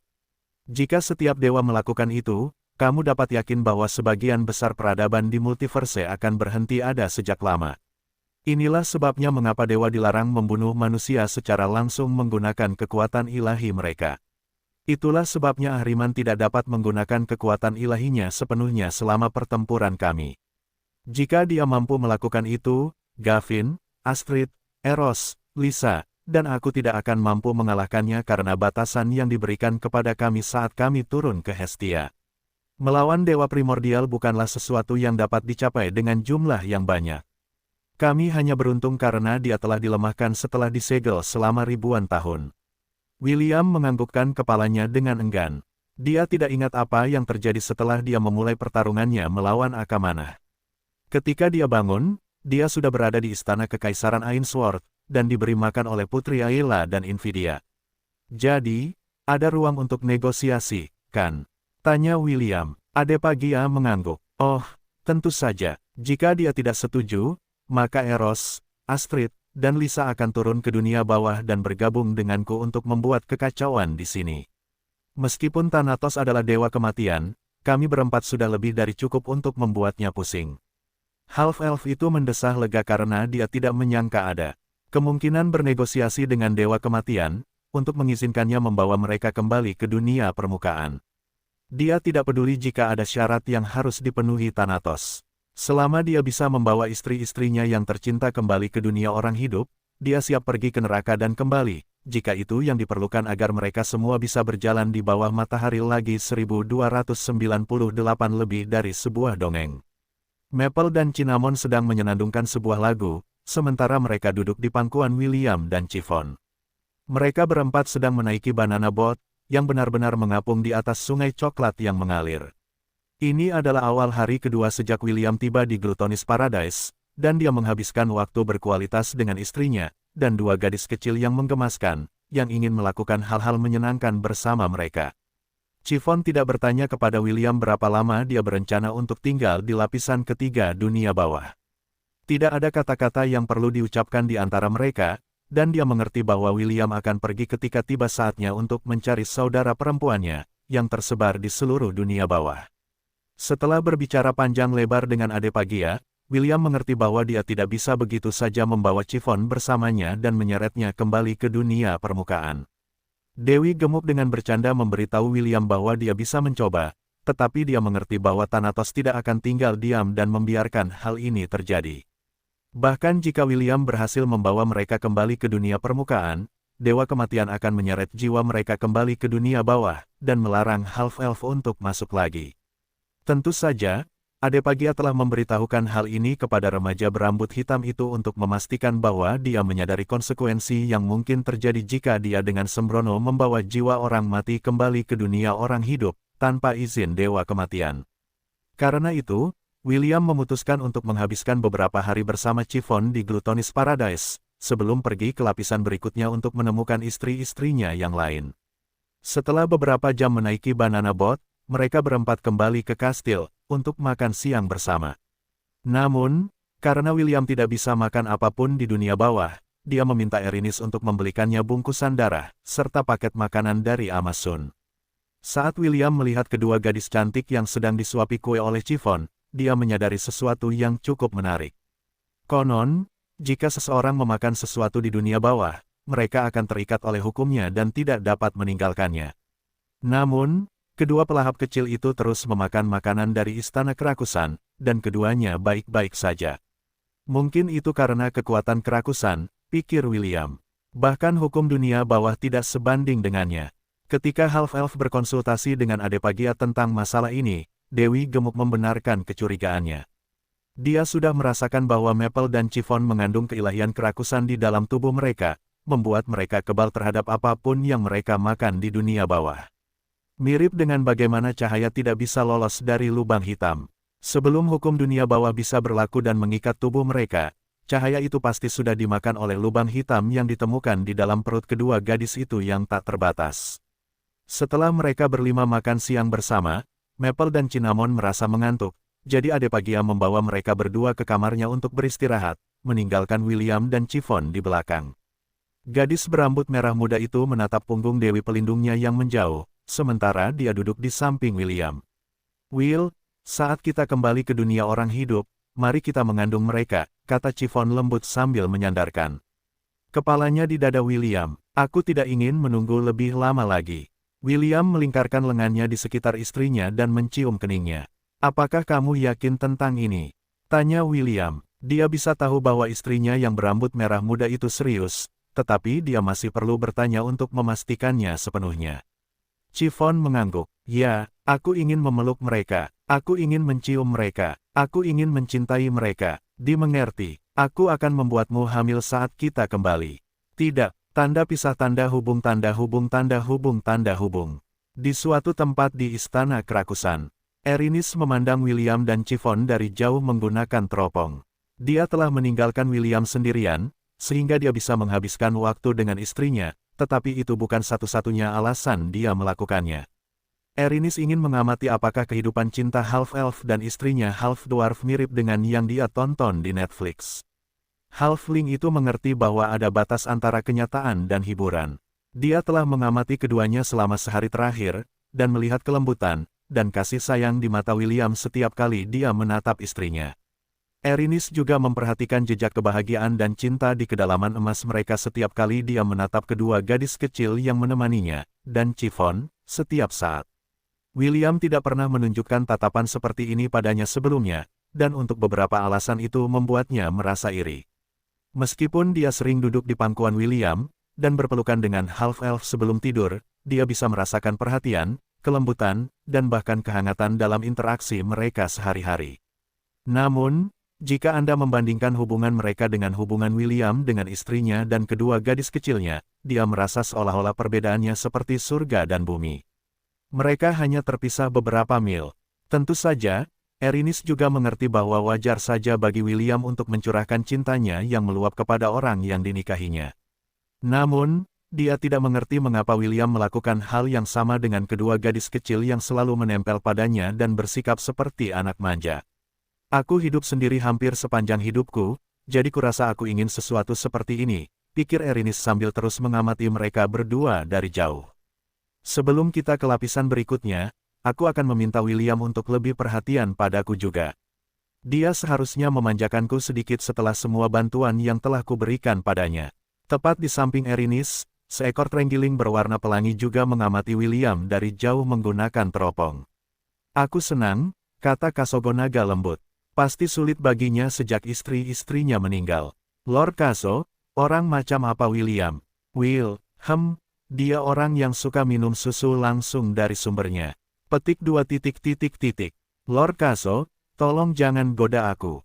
Terenggiling berwarna pelangi itu terkekeh sambil mengambil milkshake coklat dari meja di sebelahnya. "William orang yang sangat perhatian," kata Kasogonaga. Meskipun jiwanya telah dirusak oleh kegelapan, cahaya di dalam hatinya masih bersinar di tengah kegelapan. Namun, ini tidak mengubah fakta bahwa dia berubah drastis setelah istri, teman, dan kerabatnya tewas di tangan musuhnya. Meskipun dia tampak baik-baik saja sekarang, aku bahkan tidak bisa membayangkan hal-hal yang harus dia lakukan untuk sampai sejauh ini, dan harga yang harus dia bayar untuk terus maju. Kasogonaga menatap half-elf itu dengan tatapan serius sebelum meminum sisa milkshake coklatnya. "Bagaimana denganmu, Erinis?" tanya Kasogonaga. "Apa yang bersedia kau bayar untuk bisa maju?" Erinis menatap terenggiling berwarna pelangi itu dengan bingung. "Apa maksudmu, Tuan Kaso?" tanya Erinis balik. Kasogonaga tersenyum saat terenggiling itu menunjuk lencana yang tergantung di jubah Erinis. "Apakah kau bersedia menyerahkan segalanya agar impianmu menjadi kenyataan?" tanya Kasogonaga. "Bahkan jika itu berarti kau harus mengorbankan semua yang kau miliki untuk mendapatkan apa yang kau inginkan." Erinis akhirnya menyadari apa yang disinggung Kasogonaga. Sebenarnya, dia telah menanyakan pertanyaan ini pada dirinya sendiri berkali-kali di masa lalu. Jawaban yang dia berikan setiap saat adalah tidak. Harganya terlalu mahal untuk dibayarnya, dan dia takut mengambil risiko, langkah menuju keinginan yang ingin ia wujudkan. Ketika Erinis pertama kali mendengar hal-hal tentang dunia permukaan dari ayah dan neneknya, rasa ingin tahunya pun muncul. Karena itu, ia memutuskan untuk membaca dan menonton hal-hal yang berkaitan dengan dunia orang hidup. Salah satu cerita yang pernah ia baca adalah Putri Duyung Kecil. Itu adalah cerita yang pahit manis karena Putri Duyung tidak mendapatkan akhir yang ia harapkan.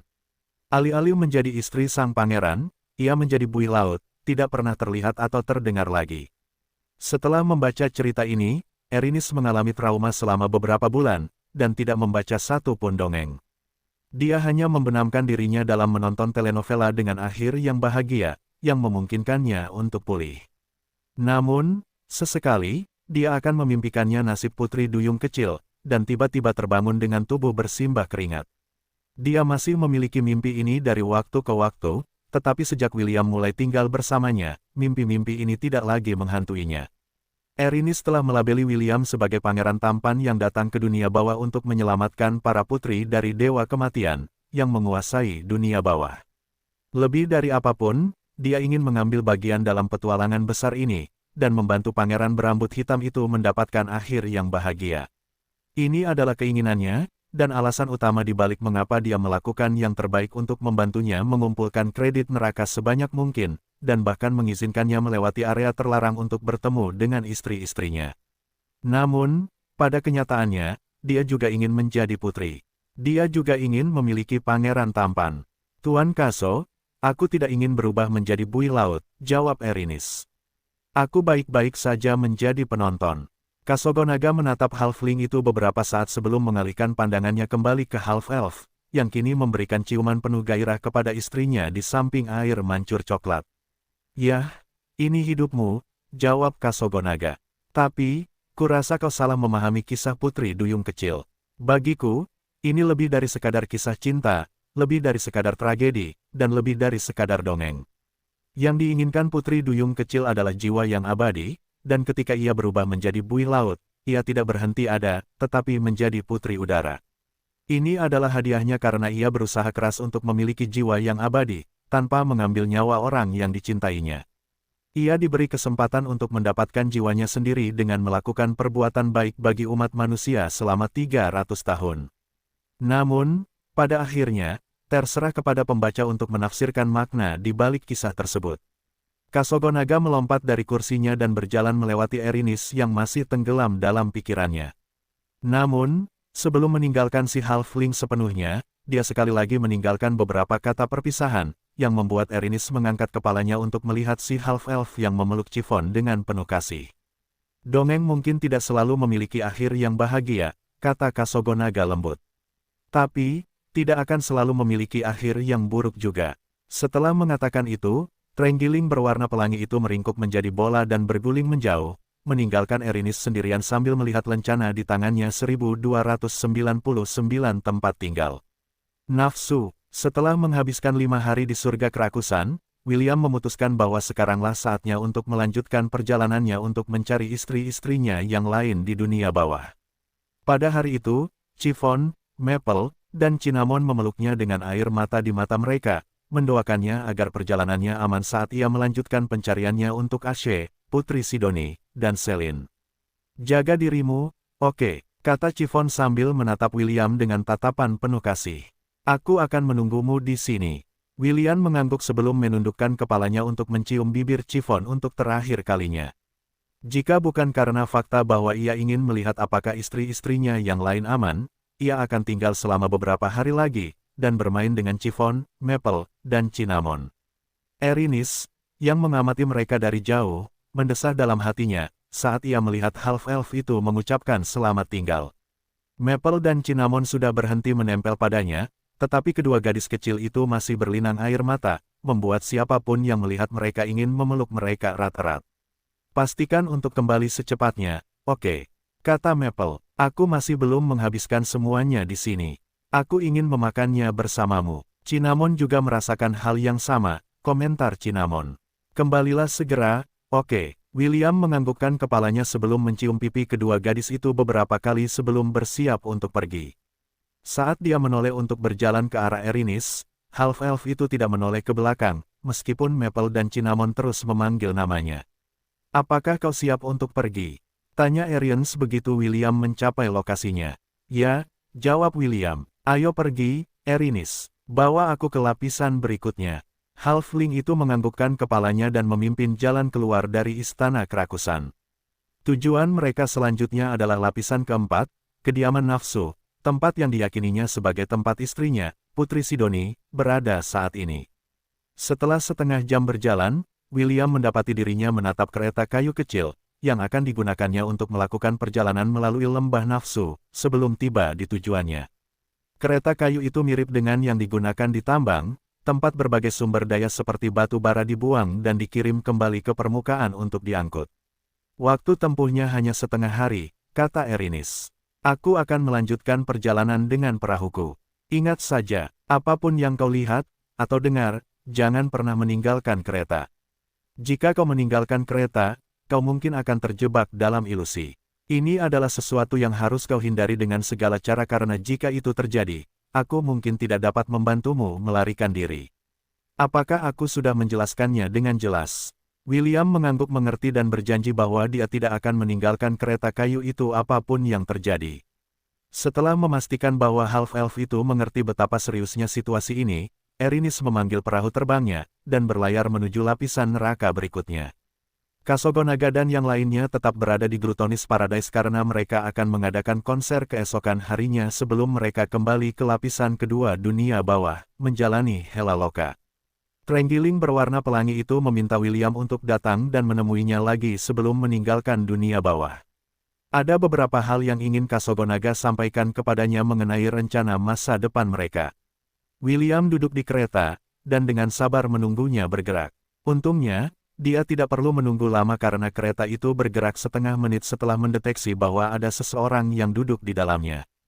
Hanya 5 menit setelah kereta itu melewati lembah nafsu, William melihat beberapa wanita cantik, mengenakan pakaian terbuka yang memperlihatkan tubuh mereka yang menggoda. Jika remaja berambut hitam itu belum menikah, dan telah bercinta dengan banyak wanita, dia mungkin tergoda untuk menerima ajakan menggoda yang diberikan para wanita itu kepadanya.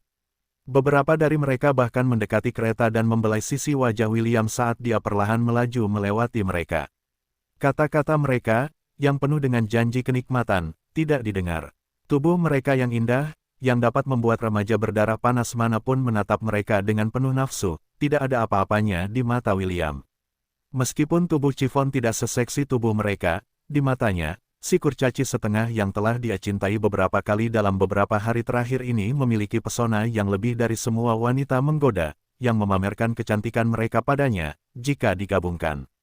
Setengah hari kemudian, William berhasil meninggalkan lembah nafsu, dan memasuki tempat di mana beberapa lampu neon dapat terlihat di kejauhan.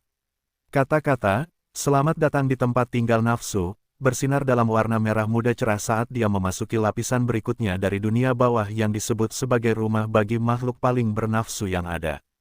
Ketika William tiba, Erinis segera berlari ke arahnya, dan mengusir para wanita sucubus, yang telah mengepung si half-elf tampan itu, sambil bertanya apakah dia tertarik untuk melakukan one night stand.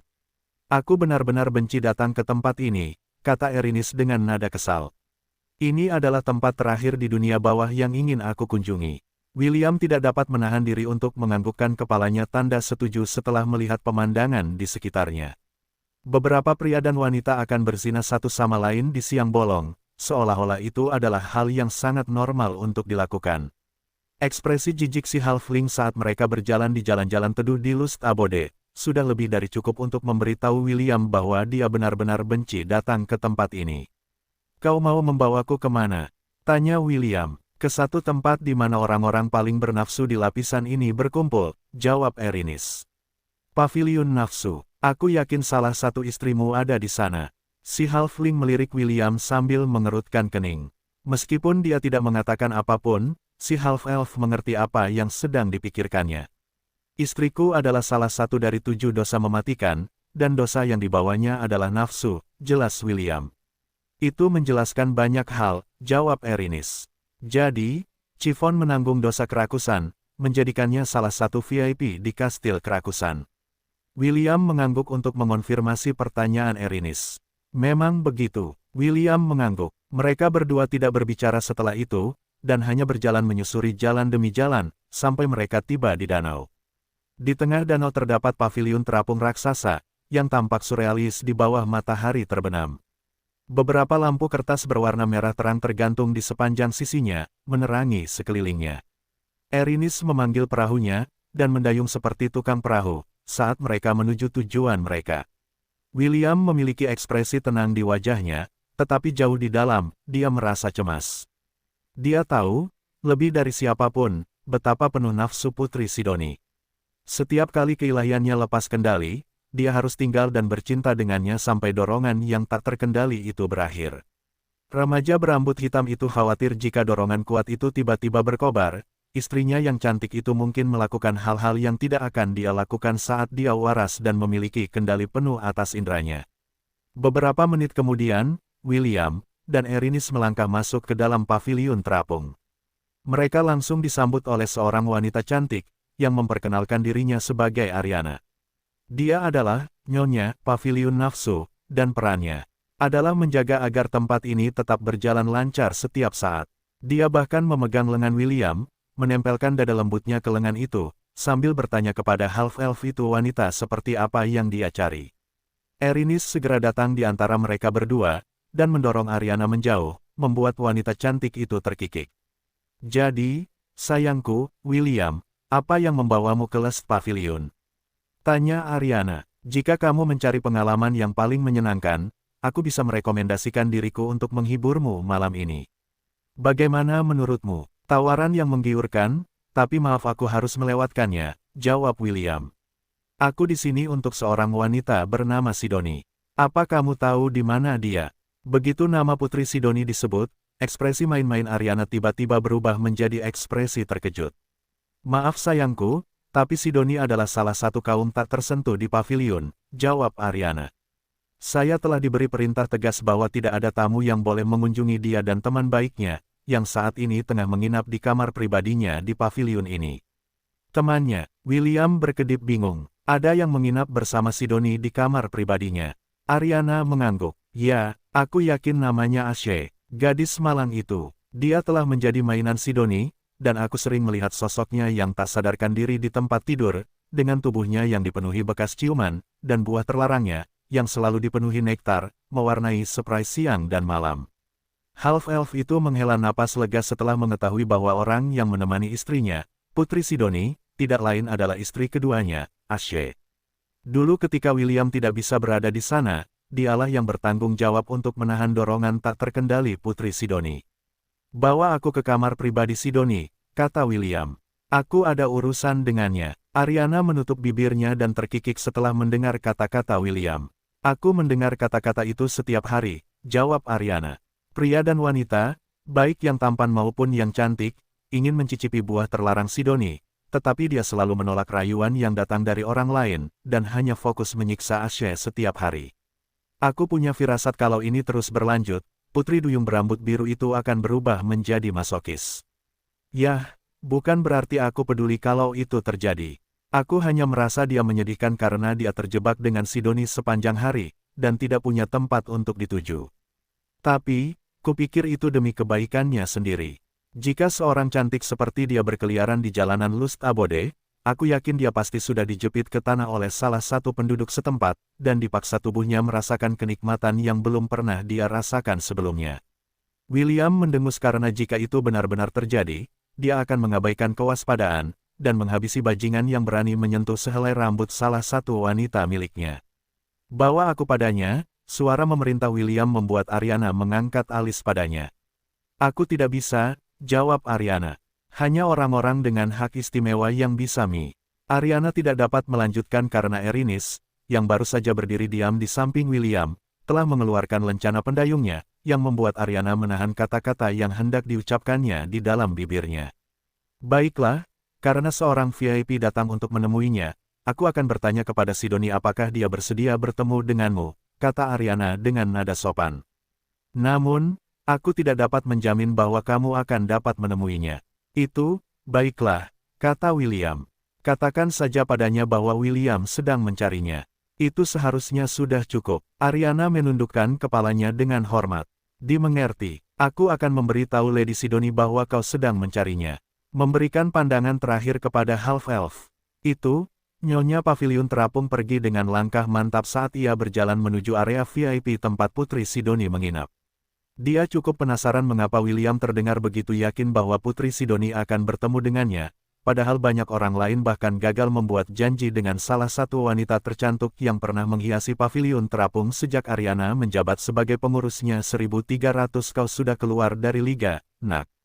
Ketika Ariana tiba di dekat kamar pribadi Putri Sidoni, dia melihat seorang pria yang sangat tampan dengan rambut pirang pendek, dan mata biru yang dapat dengan mudah memikat hati wanita manapun yang diincarnya. Dia tidak lain adalah Dominic Jetrade, seorang pangeran dari kerajaan yang kaya, yang baru saja meninggal dan memasuki Lust Abode beberapa hari sebelum Putri Sidoni dibawa ke dalamnya. Saat itu, Dominic akan menghabiskan hari-harinya, menikmati kebersamaan dengan wanita-wanita tercantik yang dapat dia temukan, yang memiliki gairah yang sama dengannya di kamar tidur. Karena dia dengan mudah menjadi pria muda yang paling tampan di dalam Lust Abode, dia tidak pernah kehabisan wanita cantik untuk diajak bercinta. Dia tidak peduli di mana, selama dia berminat, dia akan bercinta dengan mereka di jalanan, di hutan, di taman, di dalam kamar tidur, atau dimanapun di rumah.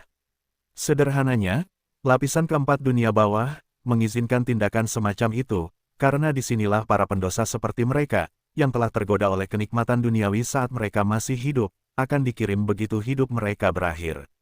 Namun, semua itu berubah saat Dominic menatap wanita tercantik yang pernah dilihatnya seumur hidupnya. Rambutnya yang panjang dan berwarna coklat kemerahan menghantui mimpinya. Bibirnya yang menggoda, yang tampak begitu lembut dari jauh, mengipasi hasrat di dalam hatinya. Dan akhirnya, tubuhnya yang menggoda, yang diciptakan untuk dicintai oleh pria dan wanita, membuat pinggangnya sakit. Dia ingin mendorongnya ke tempat tidur. Dia ingin menaklukkannya sepenuhnya, dan terakhir, dia ingin menandai seluruh tubuhnya, dan menjadikannya miliknya, melepaskan benihnya di dalam dirinya, dan mengklaimnya sebagai wanitanya.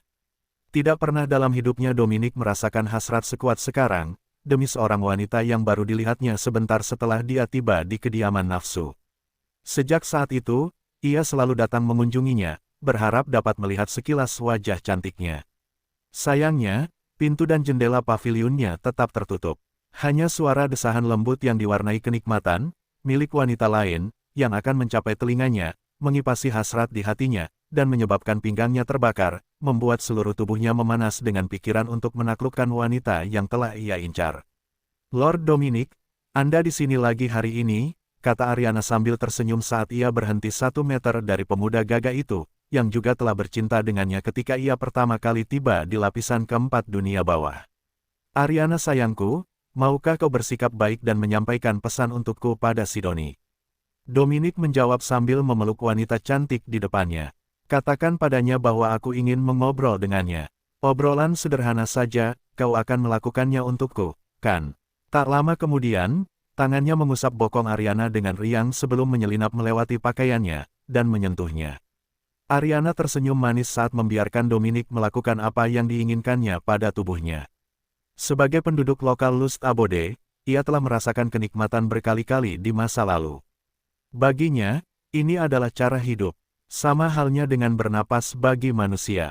Jika ia tidak dapat bercinta dengan seseorang dalam waktu lama, ia akan merasa seperti kekurangan oksigen, tidak dapat bernapas, dan menderita sakit yang luar biasa. Beberapa menit kemudian, desahan lembut keluar dari bibirnya. Dominic tersenyum penuh kemenangan saat ia melepaskan jari-jarinya dari Ariana, yang berkilauan dengan cairan tubuhnya sendiri. Pemuda tampan itu kemudian memasukkan jari-jarinya yang masih basah ke bibir lembut Ariana, membiarkan Ariana membersihkannya dengan lidahnya. Hal ini berlangsung selama beberapa saat sebelum Dominic mengeluarkan jari-jarinya yang masih basah dari mulut Ariana, dan menempelkannya di dalam bibirnya sendiri. Hari ini mungkin agak sulit, kata Ariana dengan wajah memerah. Seorang petinggi telah tiba dan dia ingin berbicara dengan Sidoni. Petinggi, Dominic mengerutkan kening. Petinggi macam apa? Seseorang yang ditemani oleh seorang tukang perahu dari dunia bawah. Petik 2 titik. Begitu, pangeran tampan itu telah diberi pengarahan tentang hierarki di dalam lapisan keempat dunia bawah. Pengasuh seperti Ariana adalah otoritas tertinggi ketika mereka yang berpangkat lebih tinggi tidak hadir. Meskipun dia memiliki otoritas setinggi ini tidak berarti bahwa dia dapat memaksakan kehendaknya pada siapapun, dan memaksa mereka untuk melakukan sesuatu. Perannya adalah untuk melaporkan kepada para petinggi jika ada masalah di dalam kediaman nafsu, dan mereka pada gilirannya akan mengirim orang untuk menangani masalah tersebut sebagai gantinya. Tukang perahu dari dunia bawah adalah kasus khusus. Mereka adalah pejabat tertinggi keempat di dunia bawah, dan mereka dapat pergi ke tempat terlarang manapun yang diizinkan oleh lencana yang mereka bawa.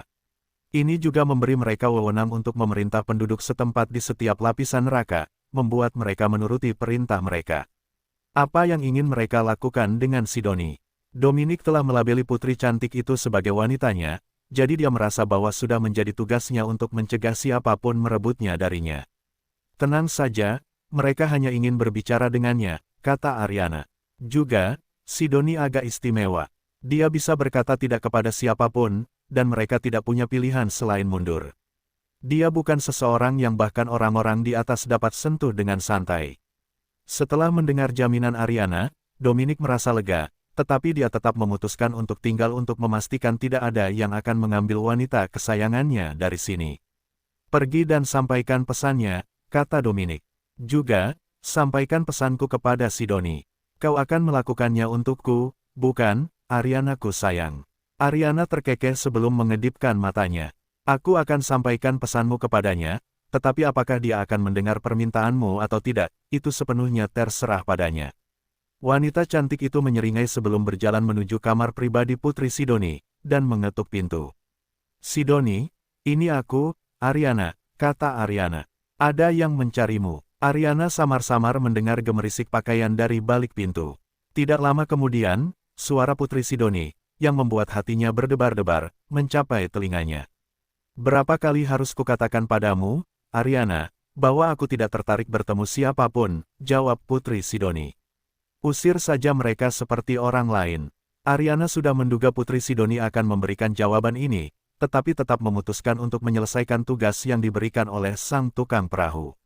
Orang itu mengatakan bahwa namanya adalah William. Dia mengatakan bahwa dia akan. Sebelum Ariana sempat menyelesaikan kata-katanya, pintu tiba-tiba terbuka dan seorang wanita, yang kecantikannya dapat meruntuhkan kehancuran bangsa-bangsa muncul di depannya. Apakah kamu baru saja mengatakan William? Putri Sidoni bertanya. Suaranya, yang dipenuhi dengan kegembiraan dan kerinduan, membuat Dominic, yang tidak jauh dari ambang pintunya, merasakan sakit hatinya. Di mana? Dia, suara lain, yang mirip dengan Putri Sidoni bertanya. Apakah kamu yakin namanya William? Seorang wanita cantik yang sangat mirip dengan Putri Sidoni muncul di ambang pintu. Itu tidak lain adalah separuh dari Putri Penggoda, Morgana, yang telah mendapatkan tubuhnya sendiri, setelah mereka tiba di dunia bawah. Dia menunggu di kediamanku, jawab Ariana dengan ekspresi terkejut di wajahnya. Apakah kamu ingin bertemu dengannya? Ya, tentu saja, bawa aku kepadanya segera. Namun, sebelum Ariana dapat menjawab, seorang wanita muda ketiga dengan rambut biru panjang muncul di belakang Putri Sidoni dan Morgana. Dia mengenakan pakaian tidur one piece, dan lekuk tubuhnya yang indah dapat dilihat oleh siapapun yang melihatnya. Di leher, lengan, dan tulang selangkanya, beberapa bekas ciuman dapat terlihat. Jelas, dia telah menjadi mainan bagi dua wanita mirip sucubus yang berbagi kamar dengannya. Namun, saat dia mendengar nama William, jantungnya, yang telah berhenti berdetak beberapa bulan yang lalu tiba-tiba berdebar kencang. Aku ikut dengan kalian berdua, kata Ashe dengan ekspresi penuh tekad di wajahnya.